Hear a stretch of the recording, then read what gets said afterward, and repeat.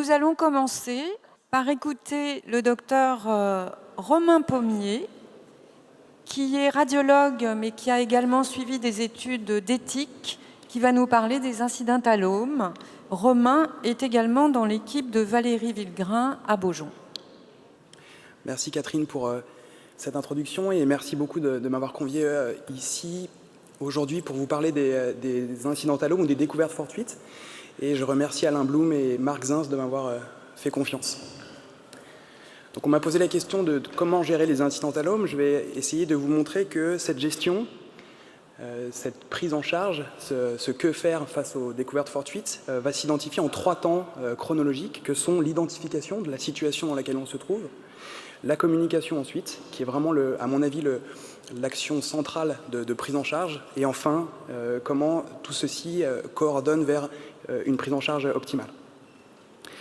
Donc, pour commencer à se mettre dans le premier temps, celui de l'identification, il faut savoir de quoi on parle. Et donc, les éléments de définition, ce sont des éléments positifs.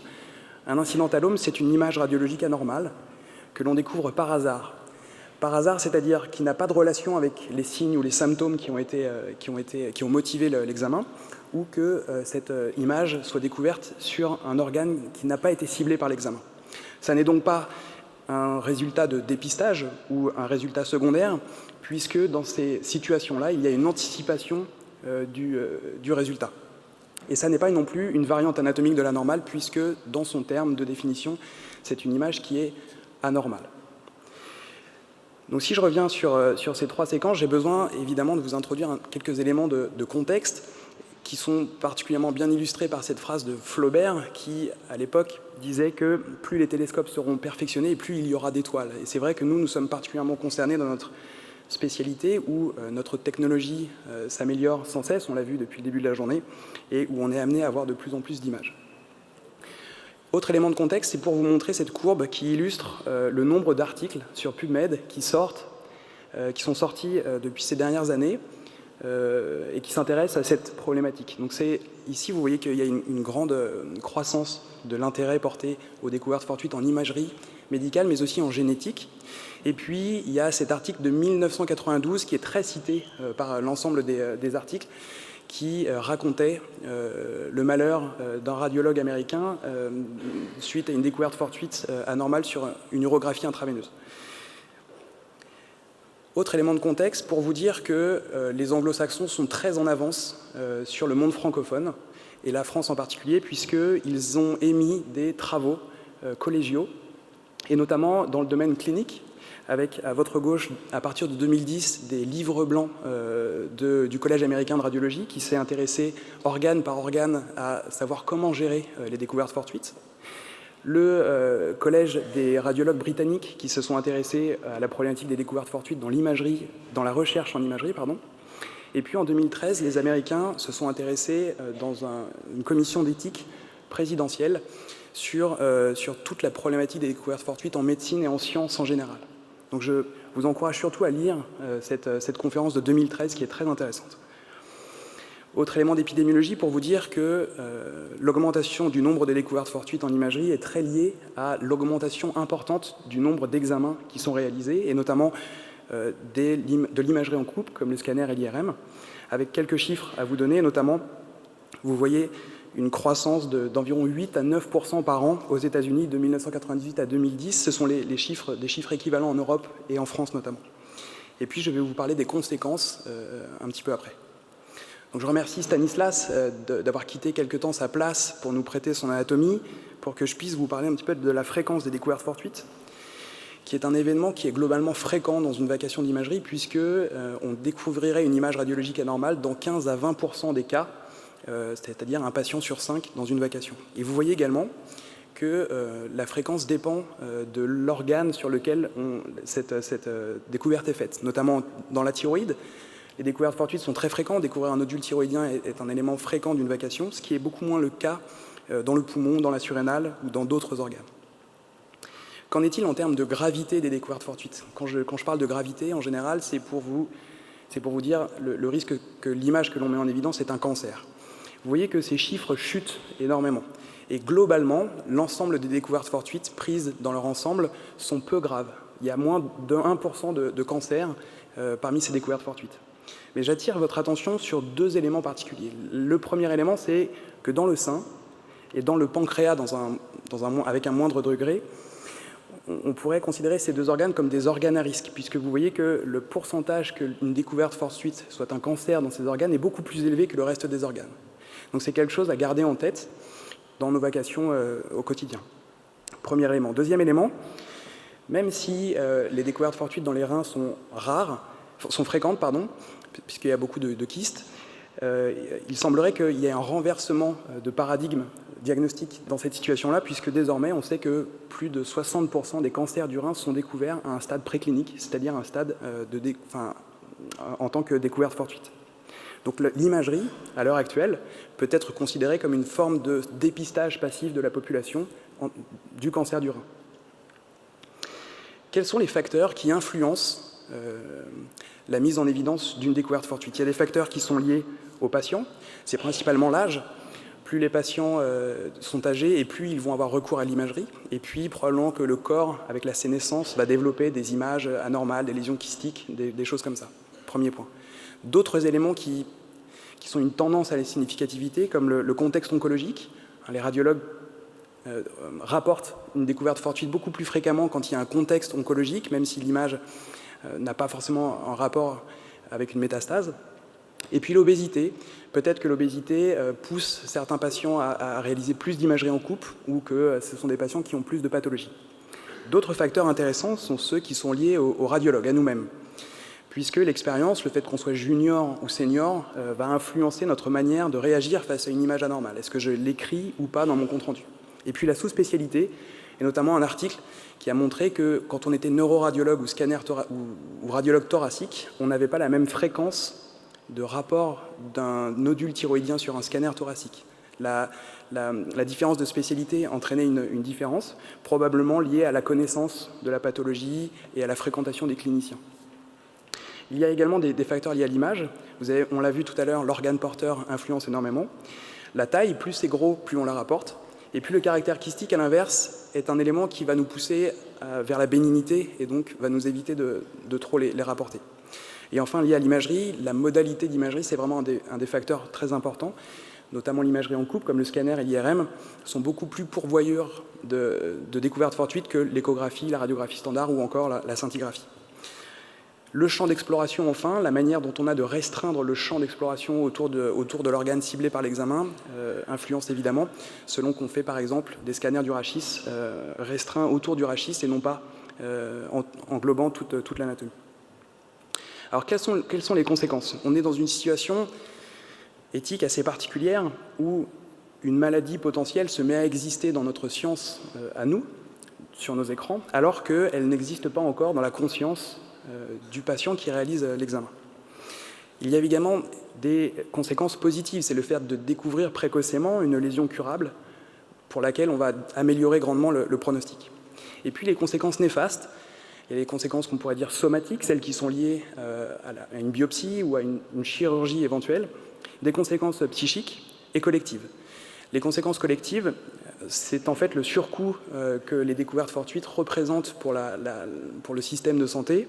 Et puis les Américains ont énormément travaillé sur ce sujet et les études rapportent en gros un éventail de 24 à 550 $ par examen lié au surcoût de prise en charge des découvertes fortuites. Parmi ces conséquences psychiques, on peut noter l'anxiété, principalement. Sur cette étude qui s'est intéressée aux nodules pulmonaires découverts fortuitement, on peut voir qu'il y avait une anxiété significativement présente chez 1 patient sur 4. Et les raisons qui étaient évoquées par ces patients pour expliquer cette anxiété étaient l'incertitude étiologique dans laquelle on se trouvait, la possibilité d'un cancer et la possibilité d'une chirurgie pour prendre en charge cette lésion. Parmi les conséquences pratiques, autre étude pour l'illustrer, des scanners quasiment corps entier qui sont faits aux États-Unis pour des bilans de santé avant de contracter une assurance santé, mettaient en évidence 86% d'anomalies radiologiques, parmi lesquelles un tiers nécessitait un examen complémentaire pour la caractériser. Et cette autre étude l'illustre également. Vous pouvez voir que sur des uroscanners qui ont été faits pour des hématuries, on trouvait 11% de découvertes fortuites et 65% de ces découvertes fortuites étaient suivies. Et parmi ces lésions suivies, il y a quand même 1 sur 5 qui a nécessité une procédure quelle qu'elle soit, et notamment des jours d'hospitalisation et des interventions chirurgicales. C'est pour vous donner un petit peu un ordre d'idée de comment se fait l'arbre de prise en charge des découvertes fortuites. L'autre information intéressante, c'est qu'un réseau d'experts s'est réuni et a dit, après avoir examiné la prise en charge de ces patients, que le bénéfice probable de prise en charge des découvertes fortuites qui avaient été avec procédure était probable dans seulement 17% des cas. C'est-à-dire qu'ils ont corrélé la prise en charge globale, le résultat de l'histologie s'il y avait une biopsie ou une chirurgie d'exérèse, etc. Et vous voyez que le bénéfice n'est pas si évident que ça en termes de population générale. Enfin, des conséquences politiques, c'est aux États-Unis en 2009 où les systèmes Medicare et Medicaid ont postulé le fait que les découvertes fortuites entraînant un surcoût important avaient motivé ces entités-là pour décider de ne pas rembourser le coloscanner pour le dépistage du cancer colorectal. Et enfin, je pense que ça viendra également en Europe, où ça pourrait éventuellement entraîner des augmentations du coût pour contracter une assurance si on nous découvre une lésion fortuitement qui nécessiterait éventuellement des suivis. Alors si je reviens à ces trois actions et qu'on se concentre sur l'identification, finalement, on peut parfois être dans le souci d'attribuer ou non les symptômes à l'image face à laquelle on est. Et évidemment, l'importance du contexte, l'importance de se poser la question, comme vous a présenté Maxime tout à l'heure, est importante. Il semblerait que la terminologie employée pour identifier et rapporter sur un compte-rendu la découverte fortuite est très différente entre nous. Et évidemment, il n'existe pas de standardisation de diagnostic des découvertes fortuites à l'heure actuelle. Qu'en est-il de la communication ?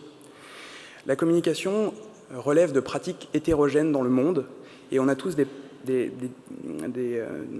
facteurs qui vont influencer notre manière de faire. La gravité potentielle d'une découverte fortuite, on va le voir après. Le jeune âge du patient et le contexte oncologique sont des arguments qui vont venir modifier la manière dont on va réagir face à une découverte fortuite.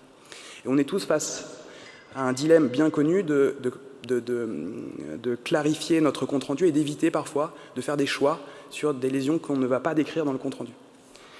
Cette information, cette communication, globalement, elle est souhaitée par les patients. 9 patients sur 10 souhaitent recevoir une information liée à des découvertes fortuites, même si cette découverte fortuite n'entraîne pas de prise en charge spécifique après.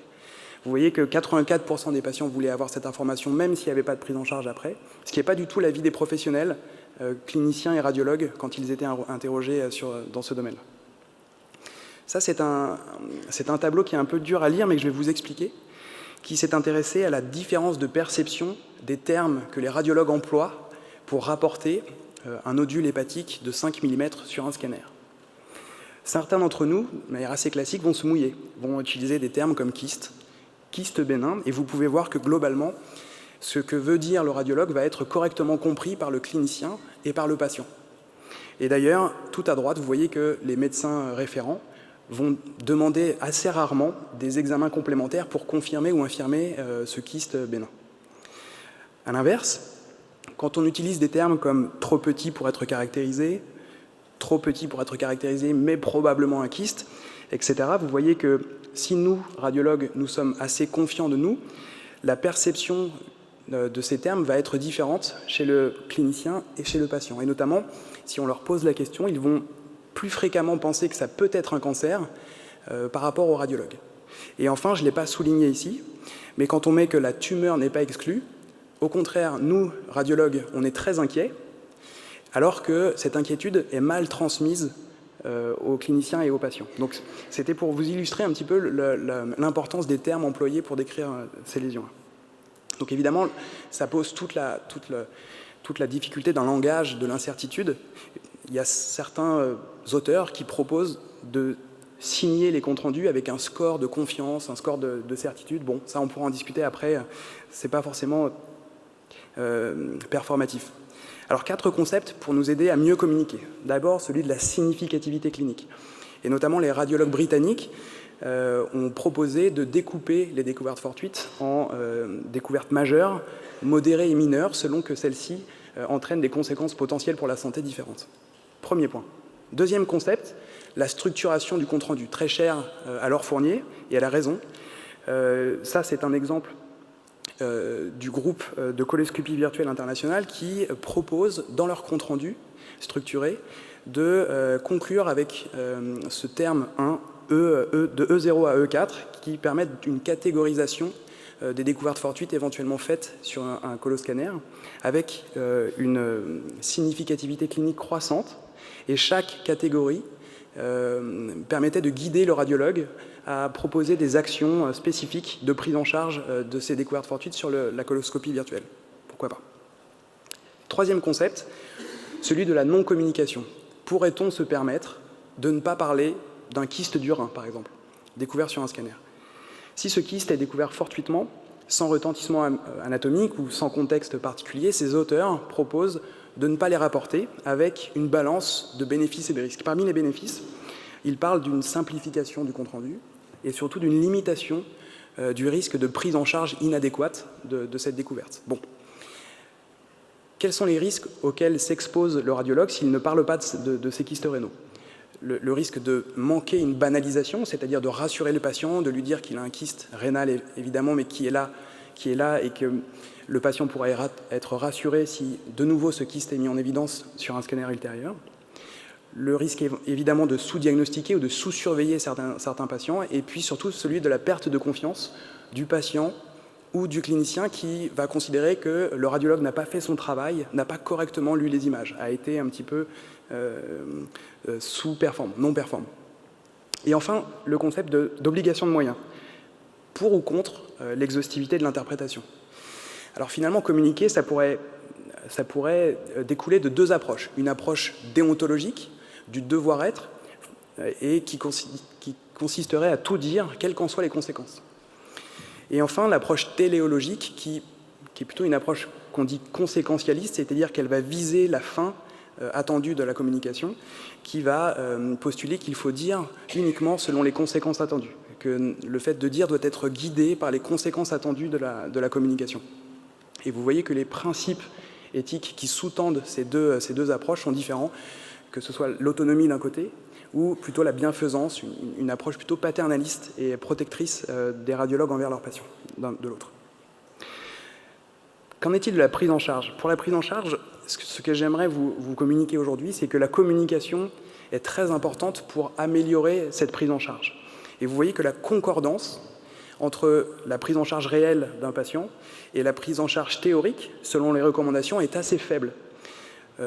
Dans les études, ça oscille entre 28 et 67%. Par exemple, 28%, ça étudiait la prise en charge correcte d'un nodule surrénalien découvert sur un scanner qui collait aux recommandations. Vous voyez que 28% seulement des nodules surrénaliens étaient correctement suivis selon les recommandations, ce qui est assez faible. Par contre, ce que l'on peut voir, c'est que cette concordance est améliorée par le radiologue, notamment dans la manière dont on va rapporter la découverte fortuite dans la conclusion, premier point. Et deuxième point, évidemment, dans la manière dont on va proposer aux cliniciens une conduite à tenir spécifique, ce qui va nettement améliorer la prise en charge de ces découvertes fortuites. C'est le concept de performativité dont vous a parlé Maxime tout à l'heure, qui a été postulé par John Austin, qui, pour la petite histoire, dans son célèbre livre « Qu'en dire, c'est faire », il utilisait toujours son exemple du pasteur qui marie le couple et qui disait « je vous marie ». Le fait de marier se traduisait en acte de mariage, voilà, d'accouplement. Autre élément, ça c'est une prise en charge plus globale où cet article s'est intéressé à la présence de la découverte fortuite dans la conclusion du compte-rendu hospitalier et non plus dans le compte-rendu radiologique. Et vous voyez que les trois facteurs qui sortaient, c'était des facteurs qui étaient liés, pour deux d'entre eux, c'était des facteurs qui étaient liés au radiologue. Le fait de mettre la découverte fortuite dans la conclusion du compte-rendu radiologique et de proposer une recommandation, c'est ce qu'on a vu tout à l'heure. Finalement, comment améliorer ce passage de la communication à une prise en charge adéquate? C'est finalement peut-être un travail que l'on devra développer ensemble, de manière collective, au sein probablement de la SFR, qui est celui d'un outil d'aide à la communication. C'est ce qui a fait l'objet de ma thèse de médecine, où vous voyez qu'on pourrait proposer de catégoriser ces découvertes fortuites selon leur significativité clinique potentielle, Et cette significativité clinique va nous permettre de postuler un bénéfice attendu de la communication et va nous aider à communiquer les découvertes fortuites. Ça peut donner ça, par exemple, où finalement les DF4, ce sont les lésions graves, celles qui mettent en jeu la santé du patient, qui sont évitables. Ça peut être les masses ou ça peut être les lésions qu'on découvre sur des organes à risque, comme le sein, comme on l'a vu tout à l'heure, pour laquelle évidemment la communication sera recommandée et appuyée. A l'inverse, les lésions bénignes, celles qui n'ont pas de conséquences ou qui sont stables dans le temps, on pourrait communiquer, mais en les banalisant. Et donc, l'objectif étant de tracer cette banalisation sur le compte-rendu et d'apprendre à le faire en utilisant des termes comme sans caractère pathologique, etc. Et évidemment, entre les deux, une situation où les conséquences sont possibles, où ça reste indéterminé, et pour laquelle la communication serait souhaitable, avec des procédures additionnelles qui pourraient être proposées par le radiologue. Donc ça, évidemment, c'est un outil qui pourrait être validé à l'avenir avec éventuellement des études. Deux exemples pour terminer. Celui d'un nodule hépatique qui manifestement est un hémangiome hépatique hyperéchogène que personnellement j'utilise dans mon compte-rendu, j'utilise les termes sans caractère pathologique si tous les éléments échographiques sont présents pour pouvoir le faire. Et je conclus en banalisant et en réassurant le patient d'un côté et en proposant de ne pas surveiller ce compte-rendu. D'ailleurs, je ne le mets pas dans la conclusion, mais je le mets uniquement dans le chapitre résultat en disant que ça ne nécessite pas de surveillance particulière. Deuxième exemple, celui du nodule surrénalien qui, comme vous le savez, nécessite une prise de sang au minimum pour s'assurer qu'il n'y ait pas de caractère fonctionnel et sécrétoire de ce nodule. Et comme vous l'avez vu tout à l'heure, le fait de le mettre dans la conclusion et de proposer une prise en charge spécifique de ce nodule, selon les recommandations qui existent, va augmenter votre caractère performant de votre compte-rendu. Donc pour conclure, selon moi, l'enjeu pour les radiologues, c'est évidemment d'être performant et performatif dans sa communication. Et je pense qu'à l'heure actuelle, en 2018, et au vu du retard qu'on a pris sur les anglo-saxons, il faut qu'on s'empare collectivement de cette problématique-là pour y apporter des réponses tous ensemble. Je vous remercie pour votre attention.